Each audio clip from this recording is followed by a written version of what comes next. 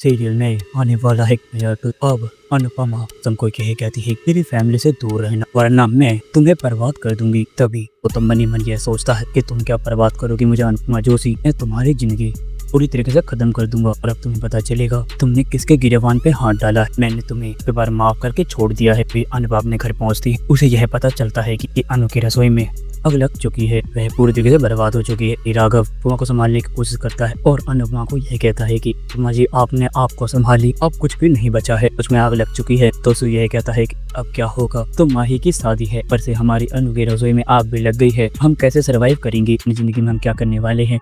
अनुपमा यह कहती है बिल्कुल भी चिंता मत कर, तो सु मैं कुछ न कुछ करूंगी।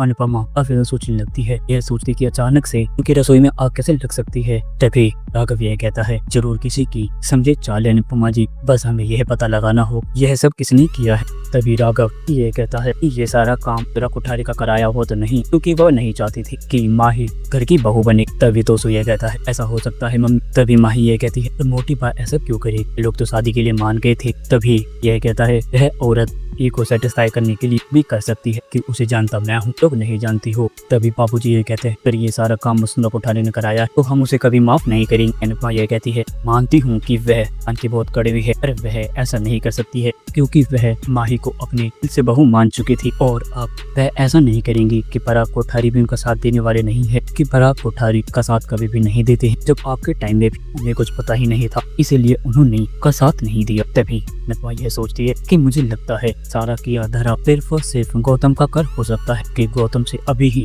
कहीं पहले बहसबाजी हुई। गौतम को मैंने साफ साफ ये कहा था फैमिली से दूर रहे, उसने अपना बदला लेने के लिए अब कर सकते हैं। राघव ये कहता है कि अगर अनुपमा जी के पीछे गौतम हुआ मैं उसे कभी माफ नहीं करूंगा, तो उसकी जिंदगी पूरी तरीके से नर्क कर दूंगा। आखिरकार उसकी हिम्मत कैसे हुई काम करने की कि रसोई से काफी जनों का घर चलता था और वह अपनी जिंदगी को जीते थे, पर अब मैं उसे माफ नहीं करूंगा। तभी राघव और अनुपमा सबूत इकट्ठा करने में लग जाते, यह पता करते हैं कि आखिरकार की रसोई में आग कैसे लगी, क्योंकि ऐसा तो कुछ भी नहीं था। उनकी रसोई में आग लग सकती, अचानक से ऐसा कैसे हो सकता है, ये गौतम ने ही किया है। अनुपमा गौतम के पास जाती, गौतम को यह कहती है नहीं जो किया है ये तुम्हें कभी माफी नहीं मिलेगी। गौतम अनजान बनता है, यह कहता है कि आखिरकार आपको क्या हो गया है, ले दे के मेरे पीछे क्यों पड़ जाती हो, क्या आपको कोई काम नहीं है। राही ये कहती है मैं आखिरकार क्या हुआ है। अभी अनुपमा राही को यह कहती है इस आदमी ने उनसे बदला लेने के लिए अनु की रसोई को आग लगा दी। अनु की रसोई बिल्कुल जल के खाक हो चुकी है, इसको नहीं पता है इस कंपनी से अनु का घर चलता था, हमारी पूरी फैमिली का खर्चा सब कुछ बर्बाद कर दिया है। राही भी काफी भड़क जाती है, यह कहती है कि गौतम तुम्हारी हिम्मत कैसे हुई सब चीजें करने की, अब मैं तुम्हें कभी माफ नहीं करूंगी, ना ही तुम्हें छोड़ने वाली हूँ। तभी